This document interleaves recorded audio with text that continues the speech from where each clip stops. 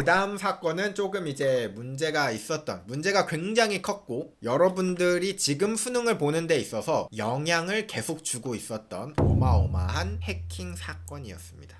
여러분들 수능 쉬워요 어려워요? 어렵죠. 수능이 어렵단 말이야. 근데 우리 어릴 때 뭘 많이 해요? 바로 게임을 하죠. 옛날에는 게다가 어떤 게임이 유행이었냐? RPG 게임이 유행했습니다. MMORPG 게임. 자, 이 RPG 게임이 뭐예요? 역할을 나눠서 다 같이 어떤 보스몹을 잡거나 힘든 문제를 해결하는 그런 게임이었잖아요. 그쵸? 그 당시 우리들은 깨닫게 됩니다. 아무리 힘든 역경, 시련이 와도 우리 다 함께면 뭐든지 헤쳐나갈 수 있어. 그렇게 탄생한 바로 대규모 수능 파티 플레이 참사 사건이 발생했습니다. 아, 수능도 어렵잖아. 자, 수능 우리 파티로 풀자. 우리 혼자 풀어서 힘들었던 거야. 그래서 자, 파티원 구함 수능 레이드를 실제로 합니다. 자, RPG라고 했잖아요. 역할이 아주 뚜렷합니다. 자, 제가 역할을 설명해 드릴게요. 바로 자, 어떤 역할이 있었느냐? 선수 그룹이 존재하고요. 그 다음 중계 그룹이 나오고요. 그 다음이 일반 그룹으로 나뉩니다. 자, 전략을 제가 설명해 드리겠습니다. 자, 선수 그룹은요, 문제를 푸는 사람이고요. 중계 그룹은요, 이 선수 그룹으로부터 답을 수신받습니다. 그리고 그 답을 취합해 가지고 정답을 추려내고 그 정답을 송신하는 그룹이고요. 자, 이 일반 그룹은요, 금전적 지원을 담당합니다. 자, 그래서 이렇게 파티원을 확실히 구해요. 보면은 이 일반 그룹은 금전적인 지원을 해준다고 했잖아요. 그 당시 이게 2005년이었거든요. 어마어마한 경제적 지원으로 핸드폰을 20몇 대, 40몇 대를 이렇게 다 구입을 해. 자, 왜 핸드폰을 이렇게 많이 샀느냐? 선수 그룹은 휴대폰을 2개씩 들고 갑니다. 어디에다가 장착을 하느냐? 허벅지 왼쪽 하나, 오른쪽 하나. 자, 이렇게 장착해서 가. 이 휴대폰 2개인 이유, 하나는 송신, 하나는 수신 역할을 합니다. 그래서 실제 시험이 시작되면은 자, 이 송신 핸드폰을 키고 시험을 봐요. 그래가지고 답이 3번이었다? 그러면은 3번 두드립니다. 톡톡톡. 자, 그럼 이 정보들이 중계 그룹으로 넘어갑니다. 그럼 이 중계 그룹에서는 그 답들을 취합해 선수 그룹, 문제를 잘 푸는, 공부를 아주 잘하는 사람들이란 말이야. 이 사람들을 다 수신했더니 다수결의 원칙으로 3번이 맞네? 그럼 3번이 정답이라고 추측하는 거예요. 그리고 3번이라는 곳으로 정답을 다시 송신해줍니다. 그러면 이 선수 그룹은 아, 3번이구나. 3번을 찍게 되는 거죠. 자, 이런 식으로 수능을 파티 플레이를 하게 됩니다. 근데 수능 시험장에선 방해 전파 같은 거 쏘지 않나요? 자, 이 당시가 2005년이었어요. 지금 중고등학생분들은 상상이 안 가죠, 여러분들. 그 당시에는요, 핸드폰 반입이 가능했다고 합니다. 저는 몰랐는데. 제가 이 사실을 얘기를 하면 중고등학생들은 그게 사실이야? 지금 이게 말이 돼? 라고 하실 텐데 제가 보여드릴게요. 역대 수능 시험에서 부정행위로 적발된 수험생은 끊이지 않았다. 2005년에 수능폰을 이용한 부정행위, 이거 진짜라니까요. 제가 지어낸 게 아니라 송신용, 수신용, 중계용 역할을 분담해서 RPG 게임을 플레이했다. 방법론이 나오고요. 그리고 여기 보시면 아시겠지만 1인당 30만원에서 50만원의 대가로 일반 그룹에 들어갈 수 있었다 라는 거고요. 그리고 그 당시 사용했던 핸드폰입니다. 그 당시 사용했던 핸드폰, 형, 선수, 실패요, 문제 푸세요, 수,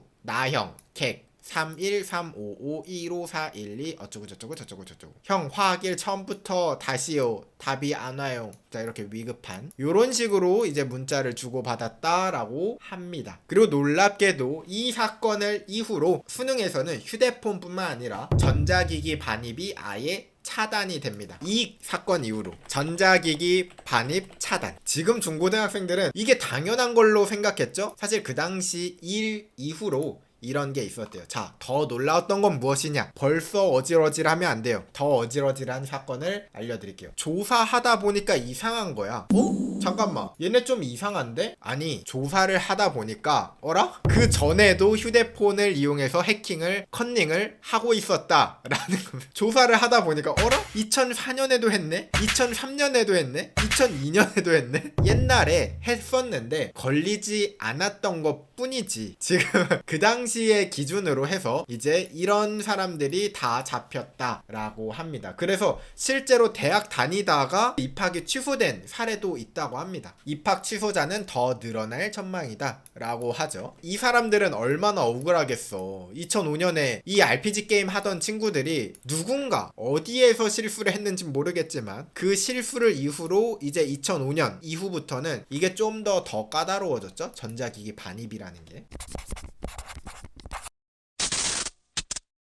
요즘 근황을 좀 알려드릴까 합니다. 요즘 시험 근황. 여러분들 시험 보느라 힘드셨을까봐 제가 이 주제를 준비했는데, 그거 아시죠? 이걸 알려드린다고 해서 여러분들이 이걸 실제로 적용해야겠다 라는 건 아닙니다. 제가 알려드리는 건 다 실패 사례를 알려드리는 겁니다. 아시죠? 실제 국정원 모집에 방불케 하는 나라가 있습니다. 바로 중국이죠. 자, 이 중국에서는 해킹을 어떻게 하는지 제가 몇 개를 좀 가져와 봤는데요. 중국에서는요, 시계, 그냥 시계가 아닙니다. 이 시계를요, 하드웨어, 펌웨어를 해킹해가지고 이 시계에다가 답안지를 작성합니다. 통신이 가능하게 해요. 이게 진정한 화이트 해킹이랄까? 그냥 전자시계인데 이 전자시계를 업그레이드 해가지고 통신 기능을 탑재합니다. 자, 일반 시계도 해킹 버전의 이제 시계가 되는 거고요. 컨닝 도구가 되죠. 자, 그리고 중국에서는요, 지갑도 컨닝의 도구가 됩니다. 지갑에다가 요런 기판을 어디 하나 구해 와가지고, 자, 요 지갑 안에다가 넣어요. 그리고 이 지갑에다가 이제 정답을 송수신 받는 거죠. 자, 이것이 바로 중국 클래스의 해킹이고요. 중국에서는 또 하나, 우리 시험장 갈 때 연필 들고 가죠. 그리고 지우개를 들고 갈 겁니다. 자, 이 지우개 또한 해킹 도구가 될 수 있겠죠. 그쵸? 짜잔. 이미 이 지우개 안에는 지우개 안에 들어갈 수 있는 초소형 마이크로칩을 넣어가지고, 자, 이 기기를 통해서 이 뒷면을 돌리면 여기에 이렇게 답안지가 나온다고 합니다. 마치 OTP처럼 말이죠. 안경 말이죠. 안경에도 넣을 수 있다는 사실. 자, 그 다음 펜이요. 펜에도 카메라를 넣을 수 있다는 사실. 자, 그 다음 속옷이요. 속옷에도 각종 기기를 넣을 수 있다는 사실. 자, 물통이요. 물통에도 어림없죠.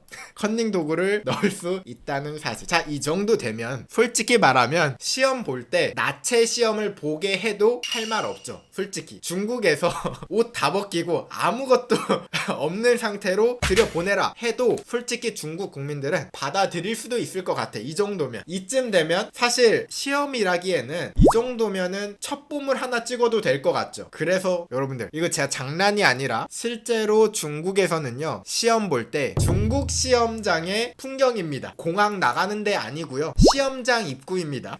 여기 뭐 비행기 타러 가는 게 아니라, 자, 여기로 이제 시험장 들어가는 건데 금속 탐지기가 있고 옆에 엑스레이 찍는 거, 가방 같은 거 놓으면 가방에 뭐 있는지 검사하고 이렇게 들어가게 됩니다. 왜냐? 어떤 분이 이야기했는데 이미 몸속에다가 칩을 넣고 들어가는 분들이 계십니다. 그래서 요런 게 나왔고요. 시험 감독 현장을 보여드릴게요. 시험 감독 현장입니다. 여러분들, 이거 오징어 게임 2 아닙니다. 시험 보는 화면이에요. 가끔 이제 착각하면은 이거 이번에 오징어 게임 2 나온다는데 그건가? 라고 여러분들 착각하실 수 있겠지만 이거 시험 보는 거 감독하는 겁니다. 여기에서 실제 감독관들도 돌아다니고요. 여기에 또 2차로 CCTV로 감시를 합니다. 기록을 다 남기죠. 여기까지 하니까 솔직히 이렇게 했는데도 해킹에 불안하잖아요. 그쵸? 중국인데 불안하죠. 그래서 요즘 중국의 시험장은 요렇다고 합니다. 요즘 중국의 시험장은 요렇게 된다고 하는데, 이제 나중 가면은 요 선생님들이 아니라 여기에 이제 로봇이 돌아다니지 않을까요? 인공지능 로봇들이 여길 돌아다녀. 자, 뭘 들고? 옆에 이제 전자총 있죠? 전자총 들고 돌아다녀. 윙 돌아다니면서 컨닝이다? 그럼 바로 쏴. 칼총 말고 뭐 여기서 살인을 하면 안 되니까 마비되는 거 있잖아요. 이게 중국의 현재 시험장 분위기라고 합니다. 만약에 이거 시험 감독관을 로봇으로 하면 100% 아마 지금은 컨닝이랑 해킹이랑